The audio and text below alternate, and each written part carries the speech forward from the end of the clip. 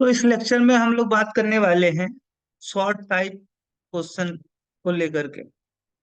अगर मैं देखूं फर्स्ट क्वेश्चन यानी आपका 30, यहाँ पे है इस तरीके का क्वेश्चन कि why is titanium called a strategic element. Titanium को हम लोग स्ट्रेटजिक एलिमेंट क्यों बोलते हैं। और फिर आपका यहाँ पे पूछ रहा है कि mention two of its properties which make it so special. तो अगर मैं बात करूं टाइटेनियम को स्ट्रेटजिक एलिमेंट हम इसलिए बोलते हैं क्योंकि जो टाइटेनियम होता है ये आपका पहली बात तो हल्का होता है ना। क्या होता है, लाइट होता है, हल्का होता है। इसकी डेंसिटी कम होती है, लाइट होता है। देन अदर एलिमेंट हल्का भी होता है और साथ ही साथ आपका ये आपका मजबूत भी होता है यानी स्ट्रांग होता है ना। नी ये आपका जो होता है हल्का होने के साथ साथ क्या होता है, स्ट्रांग होता है। इसके टेंसाइल स्ट्रेंथ जो इसकी होती है, भार सहने की जो क्षमता होती है टाइटेनियम की, वो ज्यादा होती है, हाई होती है ना। तो इस तरीके से जो है आपका टाइटेनियम जो है हल्का होने के साथ साथ आपका क्या होता है, स्ट्रांग होता है ना, मजबूत होता है। यही इसकी खास बात होती है, हल्का होने के साथ साथ ये क्या होता है आपका टेंसाइल स्ट्रेंथ का होता है। इसकी टेंसाइल स्ट्रेंथ जो होती है, भार सहने की क्षमता, वो काफी हाई होती है। जिसके कारण से इसका पर्पज, इसका जो एलॉय होता है ना एल्यूमिनियम का, टाइटेनियम का एलॉय, टाइटेनियम का एलॉय बहुत जगहों पे यूज किया जाता है। तो इसके दो प्रॉपर्टीज जो है, इसकी दो प्रॉपर्टीज जो इसको बहुत ज्यादा स्पेशल बना देते हैं, दैट इज लाइट वेट। इसका जो वेट होता है वह हल्का होता है, और दूसरी साथ ही साथ क्या होता है, स्ट्रांग होता है ना। तो ये कारण है इसका कि हम लोग टाइटेनियम को क्या बोलते हैं, स्ट्रेटजिक एलिमेंट बोलते हैं, है ना।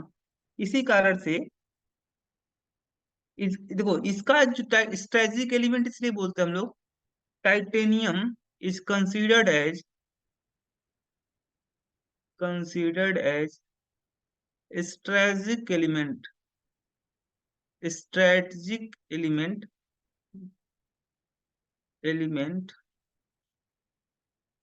Strategic element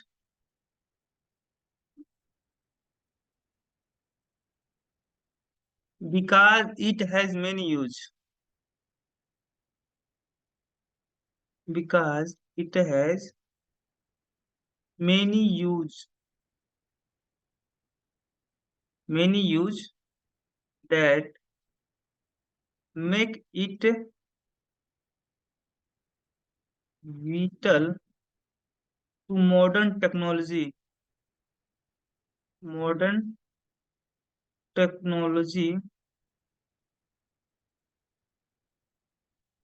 and industry। Titanium को हम लोग स्ट्रेटजिक एलिमेंट इसलिए बोलते हैं क्योंकि इसका यूज बहुत है ना। इसका क्या है आपका, इसके कई सारे यूजेज हैं। और यह जो होता है मॉडर्न टेक्नोलॉजी और इंडस्ट्री में इस मेटल का यूज बहुत होता है। और इसकी कौन सी प्रॉपर्टी है जो इसको इतना ज्यादा खास बना देता है, दैट इज लाइट वेट और स्ट्रॉन्ग। ये जो टाइटेनियम होता है लाइट वेट होता है, हल्का होता है, और साथ ही साथ बहुत ज्यादा स्ट्रांग होता है। इसकी टेंसाइल स्ट्रेंथ क्या होती है, हाई होती है। टेंसाइल स्ट्रेंथ क्या होती है, हाई होती है। दूसरा, मुझे उन एलॉय का नाम लिखना है जो कि यूज किए जाते हैं फॉलोइंग पर्पज के लिए। पहला, फर्स्ट सोल्डरिंग ज्वाइंट, है ना। ज्वाइंट को, मेटल ज्वाइंट को जोड़ने के लिए, मेटल के टुकड़े को जोड़ने के लिए, ज्वाइंट करने के लिए हमें किस मेटल का हम लोग यूज करते हैं, तो सोल्डरिंग ज्वाइंट के लिए हम लोग सोल्डर एलॉय का यूज करते हैं। और सोल्डर एलॉय जो होता है इसका मेल्टिंग पॉइंट क्या होता है आपका, लो होता है। जिसके कारण से ये जल्दी पिघल जाता है, और पिघल करके, है ना, डिफ्यूज हो जाता है। जहां पे आपका क्रैक होता है वहां पे भर जाता है ना। और साथ ही साथ ये ज्वाइंट को क्या कर देता है आपको, ये जो आपका क्रैक होता है उस क्रैक को जोड़ देता है। तो इसका मेल्टिंग पॉइंट, सोल्डर जो एलॉय है इसका मेल्टिंग पॉइंट लो होता है, जिसके कारण से जल्दी पिघल जाता है और क्रैक को जोड़ देता है। और अगर आप पूछोगे कि सोल्डर एलॉय जो होता है इसका कंपोजिशन क्या है, तो इसका कंपोजिशन आपका क्या होता है, टिन एंड लेड। ये जो सोल्डर एलॉय होता है वह टिन और लेड का बना होता है। इसमें दो मेटल होते हैं इस एलॉय में, टिन और लेड ना, टिन और लेड।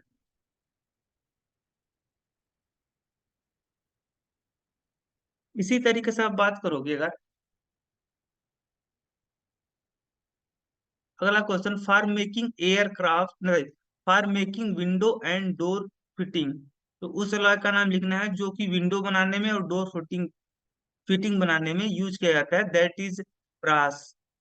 जो ब्रास होता है वह यूज किया जाता है विंडो और डोर फिटिंग बनाने में। तो ब्रास का जो कंपोजिशन होता है आपको पता ही होगा, कॉपर और जिंक, है ना। कॉपर और जिंक से मिलकर बना होता है आपका brass. For making aircraft and kitchenware. तो एयरक्राफ्ट बनाने में और किचन के सामान बनाने में कौन सी एलॉय यूज की जाती है, तो अगर आप ये पूछोगे तो वो उस एलॉय का आपका नाम है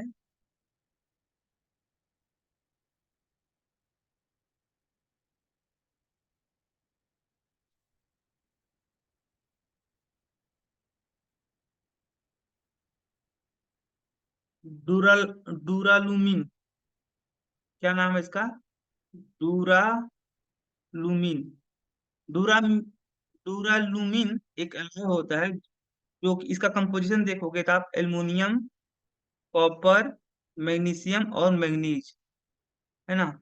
एल्युमिनियम अबाउट आपका 95% प्रेजेंट होता है, कॉपर 5%, और मैग्नीशियम 0.5% और मैग्नीज भी 0.5% आपका मौजूद होता है। तो इस एलॉय का यूज जो होता है वो एयरक्राफ्ट और किचन के सामान बनाने में यूज किया जाता है। इसी तरीके से अब अगला क्वेश्चन के बारे में बात करोगे, for making equipment for the food and dairy industry, that is steel. Steel जो होता है वह फूड और डेयरी इंडस्ट्री में इसका यूज किया जाता है। इससे का बना होता है स्टील, आयरन और कॉपर का, सॉरी, आयरन और कार्बन का मिक्सर जो होता है वह स्टील कहलाता है। Describe cathodic protection of the metal for corrosion. तो हम लोग मेटल को कोरोजन से बचाने के लिए कैथोडिक जो हम लोग प्रोसेस यूज करते हैं उसका नाम लिखना है, उसको मुझे डिस्क्राइब करना है। तो ये जो प्रोसेस है एक गैल्वेनाइजेशन का प्रोसेस है जिसमें हम लोग क्या करते हैं, गैल्वेनाइजेशन। इसमें हम लोग करते क्या है कि जिस मेटल का मुझे प्रोटेक्शन करना होता है ना, उस मेटल को हम लोग क्या करते हैं, गैल्वेनाइजेशन प्रोसेस होता क्या है, तो दो process in which we deposit a high reactive metal on low reactive metal are called galvanization. और गैल्वेनाइजेशन हम लोग करते क्या है, जिस मेटल का मुझे प्रोटेक्शन करना होता है, जिस मेटल का मुझे प्रोटेक्शन करना होता है उसे हम क्या बना देते हैं, कैथोड। जिस मेटल का मुझे प्रोटेक्शन करना होता है, यानी ये आपका क्या होता है, लो रिएक्टिव मेटल होता है।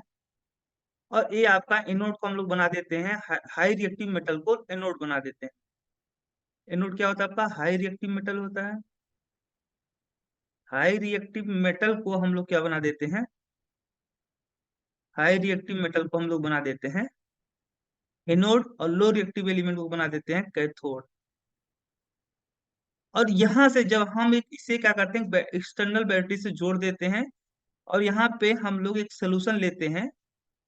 जैसे मान लो जो लो रिएक्टिव मेटल है ना, इसी मेटल का हम लोग साल्ट सोल्यूशन लेते हैं, इलेक्ट्रोलाइट सोल्यूशन के तौर पे क्या लेते हैं, इलेक्ट्रोलाइट सोल्यूशन के तौर पे हम लोग मेटल साल्ट सोल्यूशन लेते हैं, salt solution, metal salt solution.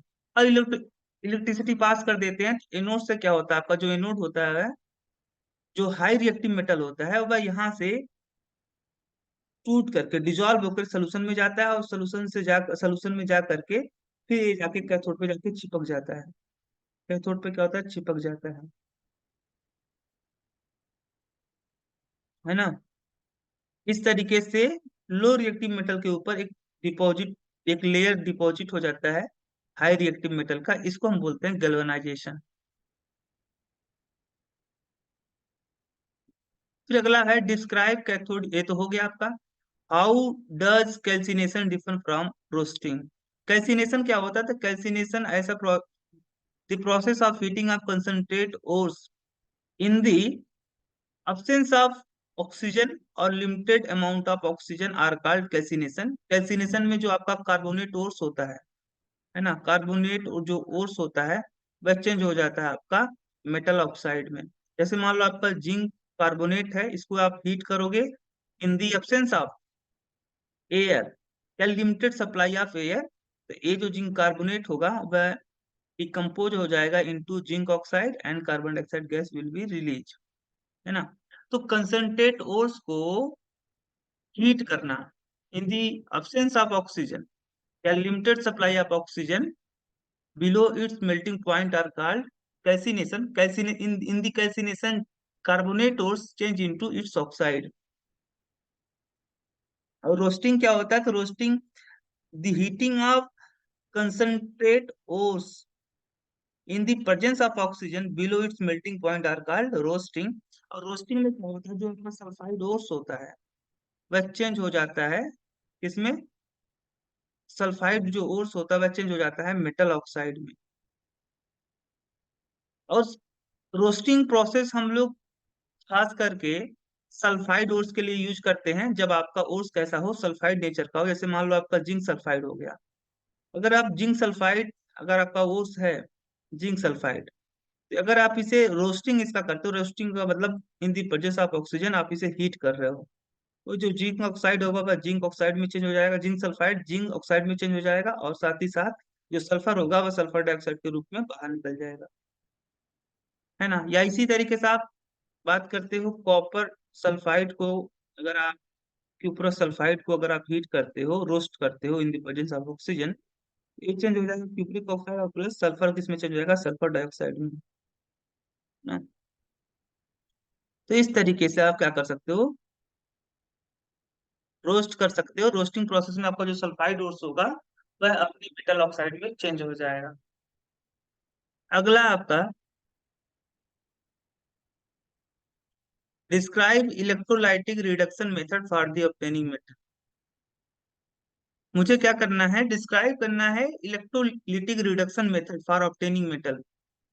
Electrolytic reduction जो प्रोसेस है, electrolytic reduction process with the help of which, जिसके हेल्प से हम लोग क्या करते हैं?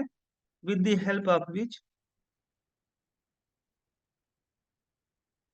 Help of which we obtain metal, हम क्या करते हैं? मेटल को ऑब्टेन करते हैं, ऑब्टेन, है ना। Electrolytic reduction process with the help of which we obtain metal is use, कब यूज किया जाता है? For the extraction of metal, extraction of metal from their ores from the high reactive, high reactive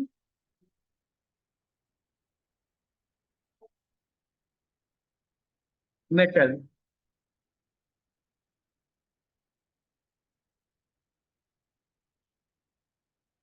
electrolytic reduction process जिसमें हम लोग electricity के help से metal का एक्सट्रैक्शन करते हैं फ्रॉम दियर ओर्स, ये यूज तब किया जाता है जब आपका मेटल जो हो वह हाई रिएक्टिव मेटल हो। जैसे आपका हाई रिएक्टिव अगर देखोगे तो आप अगर रिएक्टिविटी सीरीज देखते हो, रिएक्टिविटी सीरीज, तो रिएक्टिव सीरीज में आपका lithium, calcium, barium, calcium, sodium, magnesium, caesium, aluminium, ये सारे जो आपके मेटल हैं ये हाई रिएक्टिव मेटल हैं। रिएक्टिविटी सीरीज में जो आपके सबसे टॉप पे जो मेटल हैं वो कैसे मेटल हैं? आपके हाई रिएक्टिव मेटल हैं, है ना। और हाई रिएक्टिव जो मेटल हैं वो क्या करते हैं आपका? इनके रिडक्शन के प्रोसेस लिए, इनके इनके एक्सट्रैक्शन के लिए हम लोग इलेक्ट्रोलाइटिक प्रोसेस यूज करते हैं।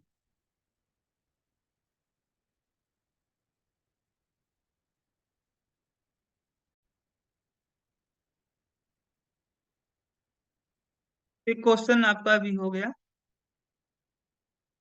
यहाँ पे अगला है आपका, name the chief ores of iron. Iron के जो सबसे सस्ते या सबसे एबेंडेंट मात्रा में जो आपके ओर्स हैं आयरन के, उनका नाम लिखना है, उनका फार्मूला लिखना है। तो अगर मैं आयरन के ओर्स की बात करूं जो एबेंडेंट मात्रा में पाए जाते हैं, that is hematite and magnetite. Hematite and magnetite. Magnetite, अगर इसका देखोगे कम, हेमेटाइट का फार्मूला Fe2O3, और अगर मैग्नेटाइट का फार्मूला देखोगे तो Fe3O4। ये आपके दो ओर्स हैं आयरन के जो कि चीफ मात्रा में, है ना, एबेंडेंट मात्रा में पाए जाते हैं, और इनका फार्मूला इस तरीके का है। फिर अगला है आपका, how is the iron ores are concentrated, describe briefly. Iron के ओर्स को हम लोग कैसे कंसंट्रेट करते हैं, तो आयरन के, चूंकि आयरन जो होता है, since iron is magnetic property, जो आयरन होता है वह मैग्नेटिक प्रॉपर्टी का होता है। ड्यू टू दिस रीजन, इस कारण से, ड्यू टू दिस रीजन, इस कारण से जो होता है, हम लोग आयरन ओर्स को कंसंट्रेट करते हैं। Iron ores are concentrated by using magnetic separation method. Magnetic separation method के हेल्प से हम लोग क्या करते हैं, आयरन ओर्स को कंसंट्रेट करते हैं। इसके लिए क्या करते हैं हम लोग, एक जो हमको, हमारा जो ओर्स होता है जो कि अर्थ में बड़े बड़े बिग लम्प्स के रूप में पाया जाता है, उसे हम लोग पहले हैमरिंग मिल में पीटते हैं, उसे छोटे छोटे उसका पीसेज बना लेते हैं, स्मॉल पीसेज बना लेते हैं। उसके बाद उन स्मॉल पीसेज को इकट्ठा करके हम लोग स्टाम्प मिल में, क्रशिंग मिल में डाल देते हैं, जिससे क्या होता है, जो ओट्स जो होता है वो उसका पाउडर बन जाता है। और इस पाउडर को हम लोग क्या करते हैं, दो मैग्नेटिक रोलर होते हैं जिसपे एक आपका बेल्ट लगा होता है, और यहाँ पे हम लोग फीडर के हेल्प से यहाँ पे भर देते हैं पाउडर और जब ये बेल्ट आपका रोटेट करता है, तो आपका ये जो ओट्स होता है ये भी आपका मूव करता है। और जैसे ही आप देखोगे कि जैसे ही आपका ओर्स यहाँ पे पहुंचता है, फिर आगे की तरफ जैसे ओर्स मूव करना चाहेगा, वैसे ही इसमें जो ओर्स में जो आपका, इस ओर्स में जो इम्प्योरिटी है वह नॉन मैग्नेटिक नेचर का है, जबकि ओर्स कैसा है, मैग्नेटिक नेचर का है। तो इसमें जो मैग्नेटिक नेचर के पार्टिकल होते हैं उसको ये क्या है आपका, मैग्नेटिक रोलर। मैग्नेटिक रोलर, अब मैग्नेटिक रोलर में आपका मैग्नेट लगा होता है जो कि क्या करता है, ओस के पार्टिकल को अपनी तरफ अट्रैक्ट करता है, और इम्प्योरिटी के पार्टिकल को अट्रैक्ट नहीं करता है। तो इम्प्योरिटी आपका अलग जाके गिरता है और ओस आपका नजदीक गिरता है मैग्नेटिक रोलर के। इस तरीके से दोनों, जो ए आपका क्या है, ओर्स जो कि मैग्नेटिक नेचर का है और मैग्नेट के पास में गिर रहा है, मैग्नेटिक रोलर के पास में गिर रहा है, क्योंकि ये जो ओर्स पार्टिकल है वह मैग्नेटिक नेचर के हैं, और ये आपका इम्प्योरिटी यहाँ पे जाके डिपॉजिट होगा। तो इस तरीके से हम, अगर कोर्स जो है हमारा वो मैं आयरन का है, तो हम लोग मैग्नेटिक सेपरेशन मेथड के हेल्प से इसके ओर्स को कंसंट्रेट करते हैं। फिर अगला है आपका, स्टेट द रीजन। कारण बताइए कि मेटल जो होते हैं गुड कंडक्टर ऑफ हीट होते हैं, ऐसा क्यों।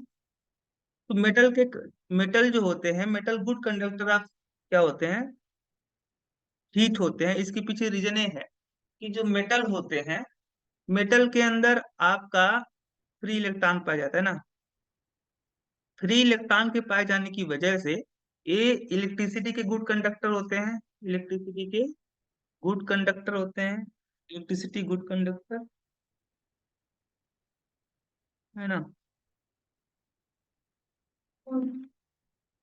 और साथ ही साथ आपका क्या होता है, हीट के भी क्या होते हैं, गुड कंडक्टर होते हैं, गुड कंडक्टर।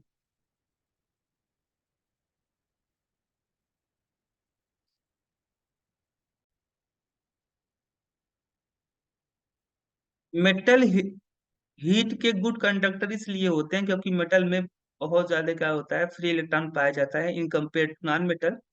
और ये जो इलेक्ट्रॉन होते हैं, जब ये इलेक्ट्रॉन मूव करते हैं तो मेटल में प्रेजेंट जो आपके एटम होते हैं उनसे टकरा करके क्या करते हैं, अपनी एनर्जी ट्रांसफर करते हैं, वाइब्रेट करते हैं।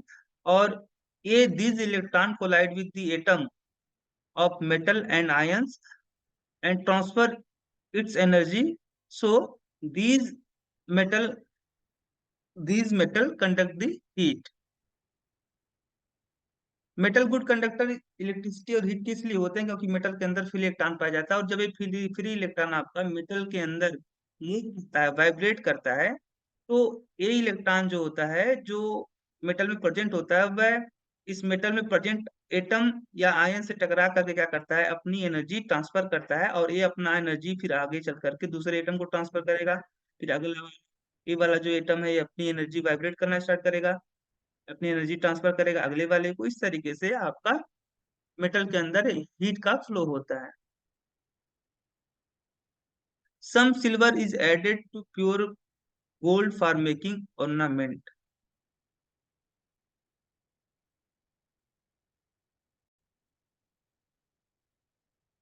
अगला क्वेश्चन है आपका, some silver are added to pure gold for making ornament. तो हम सिल्वर को क्यों ऐड करते हैं गोल्ड में आभूषण बनाने में? तो हम लोग सिल्वर को गोल्ड में इसलिए ऐड करते हैं क्योंकि जो सिल्वर होता है वह गोल्ड को क्या बना देता है, silver make gold harder, hard बना देता है, हार्डर बना देता है, हार्ड बना देता है। इस कारण से हम लोग सिल्वर को ऐड करते हैं गोल्ड के अंदर। And gold retain their golden colour. और सिल्वर के ऐड करने से थोड़ी मात्रा में जो गोल्ड होता है, गोल्ड का कलर आपका गोल्डन कलर ही रहता है। इसकी जो कलर, इसका कलर होता है वो चेंज नहीं होता है।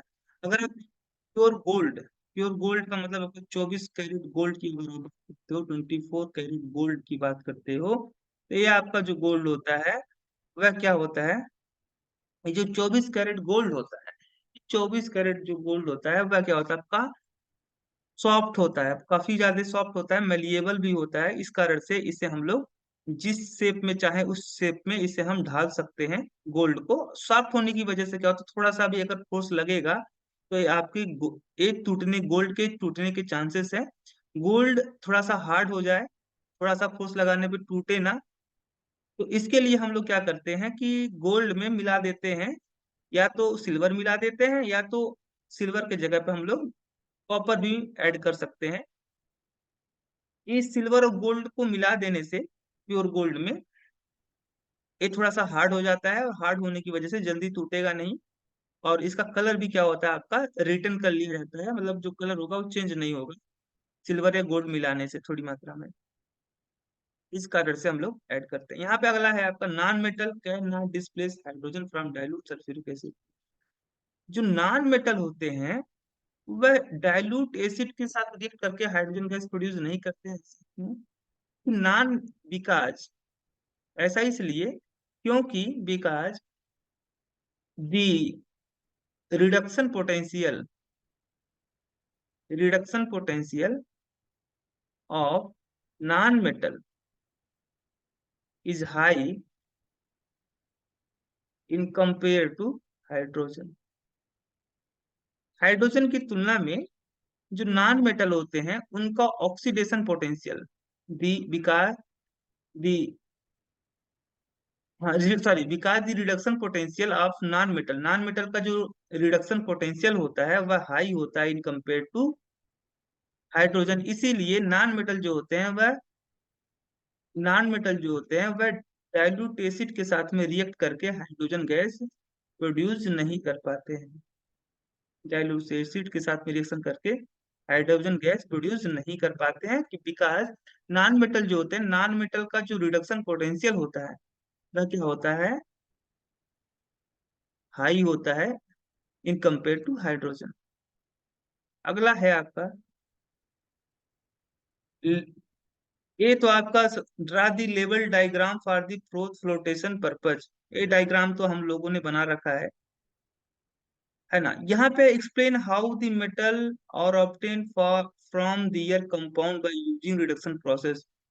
हम लोग किस मेथड का यूज करेंगे, कैसे हम लोग मेटल को ऑब्टेन करेंगे, अगर मुझे ऑब्टेन करना हो मेटल को उसके कंपाउंड से। मेटल को हम लोग ऑब्टेन करना चाहते हैं उसके कंपाउंड से, तो हम लोग किस रिडक्शन प्रोसेस का यूज करेंगे? Metal which is low in reactivity series, है ना। मुझे मेटल को ऑब्टेन करना हो, मेटल किस टाइप का है? Low, with low in reactivity series. Low reactivity in series मतलब हाइड्रोजन के नीचे जो आपके एलिमेंट हैं जो कि बहुत ही कम रिएक्टिव, जैसे कॉपर, सिल्वर, है ना, मरकरी, ये सारे मेटल को हम लोग ऑब्टेन करने के लिए किस रिडक्शन प्रोसेस यूज करते हैं? इन सारे मेटल को ऑब्टेन करने के लिए इनके कंपाउंड से हम लोग जनरली किसका यूज करते हैं? रोस्टिंग प्रोसेस का यूज करते हैं। रोस्टिंग प्रोसेस का यूज करते हैं। फिर आपको metal Y which is in the middle of the reactivity series. Middle reactivity series देखोगे तो उसमें जो मध्य में, मिडल में जो आपके मेटल आते हैं उनसे हम लोग मेटल अगर ऑब्टेन करना चाहते हैं उनकी ओर से, तो हम लोग रिडक्शन प्रोसेस का यूज करते हैं। रिडक्शन प्रोसेस, है ना। रिडक्शन प्रोसेस में आपका हम लोग को या aluminium as a reducing agent का काम करते हैं रिडक्शन के दौरान। फिर आपका metal Z is high up in the reactivity series. जो मेटल आपके रिएक्टिविटी सीरीज में सबसे टॉप पे हैं, जो हाई रिएक्टिव है, उन मेटल को हम लोग उनके ओर से obtain करने के लिए इलेक्ट्रोलाइटिक रिडक्शन प्रोसेस का यूज करते हैं। इलेक्ट्रोलाइटिक रिडक्शन प्रोसेस का यूज करते हैं।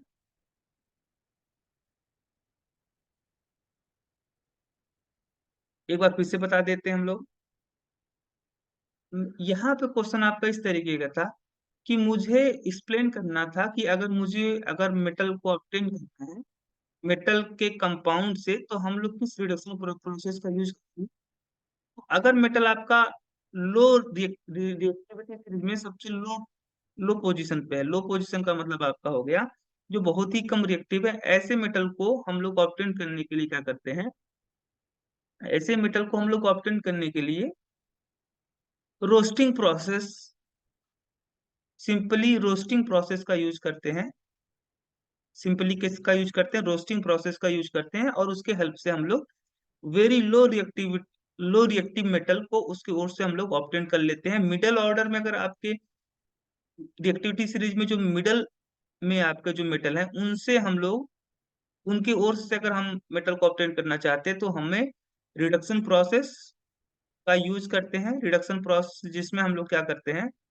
रिडक्शन प्रोसेस में आपका हम लोग कोक या एल्युमिनियम एज रिड्यूसिंग एजेंट का काम में लेते हैं, और उनके ओर से हम लोग ऑब्टेन कर लेते हैं। और जो मेटल आपके बहुत हाई रिएक्टिव हैं उनके ओर से मेटल को ऑब्टेन करने के लिए हम लोग इलेक्ट्रोलाइटिक रिडक्शन प्रोसेस का यूज करते हैं।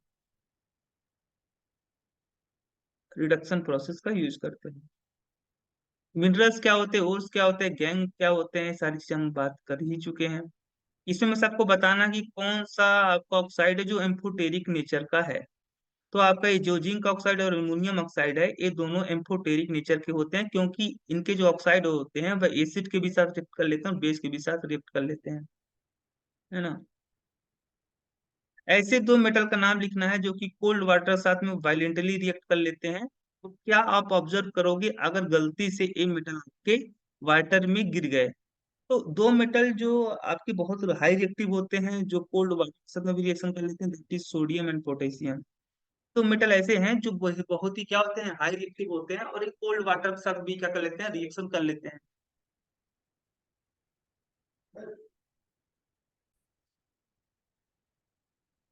तो दो मेटल जो आपके बहुत हाई रिएक्टिव होते हैं और एक कोल्ड वाटर के साथ रिएक्शन कर लेते हैं, तो that metal is sodium and potassium, जो कि बहुत हाई रिएक्टिव होते हैं और कोल्ड वाटर को भी नहीं छोड़ते, इसके साथ भी रिएक्शन कर लेते हैं।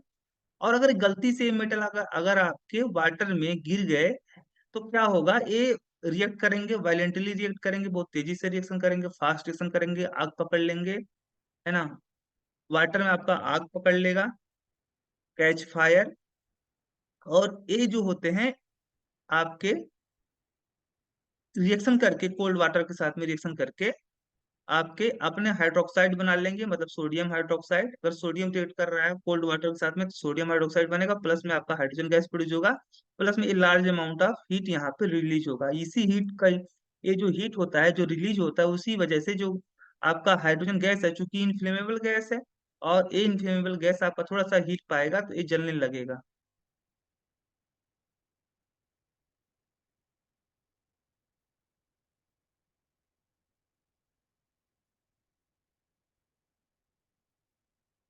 यहाँ पे कह रहा है कि state which of the following chemical reaction will takes place or not give in suitable reason.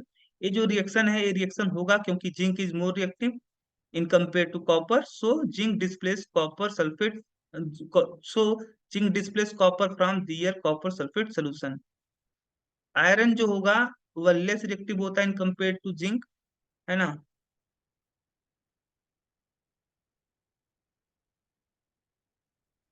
इसीलिए यहाँ पे जो आयरन होगा वह जिंक को डिस्प्लेस नहीं कर पाएगा और ये रिएक्शन नहीं हो पाएगा। जिंक जो होगा वह, हाँ, जिंक जो होता है वह आयरन से ज्यादा रिएक्टिव होता है, इस कारण से जिंक जो होगा यहाँ से आयरन को डिस्प्लेस कर देगा और यहाँ पे रिएक्शन होगा।